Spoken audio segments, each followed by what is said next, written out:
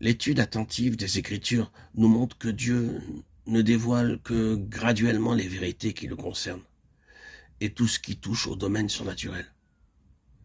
Il proportionne la révélation de ce que ses enfants doivent savoir à leur force.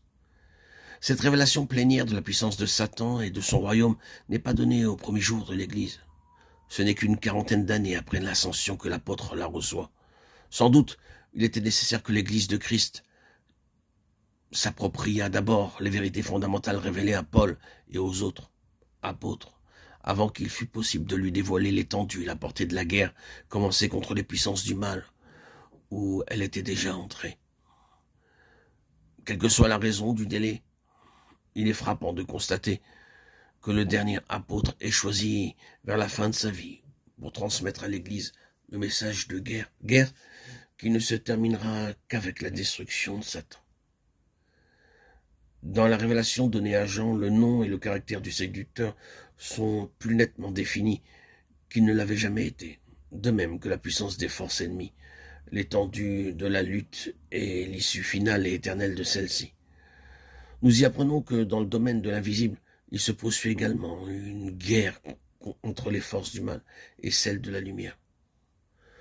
Jean nous dit que le dragon combattit avec ses anges, Apocalypse 12, 7. Et plus loin, il identifie ce dragon avec le serpent, allusion au déguisement revêtu en Éden, appelé le diable, et Satan, qui séduit tout le monde. Son œuvre universelle en tant que séducteur de tous les habitants de la terre nous est ici clairement révélée. C'est lui qui séduit toutes les nations et tous les gouvernements de la terre, lui qui les pousse à la guerre les uns contre les autres. Enfin, nous trouvons dans l'Apocalypse des renseignements sur une confédération organisée de principautés, de puissances, qui reconnaissent la suprématie de Satan. Elles sont investies de l'autorité sur toute tribu, langue et nation, qui sont séduites par les forces invisibles et surnaturelles du mal, et font la guerre aux saints. Apocalypse 13, 7.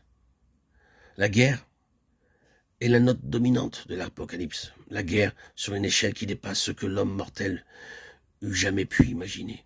Guerre entre les légions d'anges qui se sont conservés purs et les anges tombés. Guerre entre le dragon qui entraîne à sa suite les nations qu'il a séduites et les saints. Guerre des nations de la terre contre l'agneau. Guerre du dragon contre l'Église. La guerre, enfin, dans ses différentes phases et sous les aspects les plus divers, jusqu'à ce qu'enfin l'agneau soit vainqueur, lui et ceux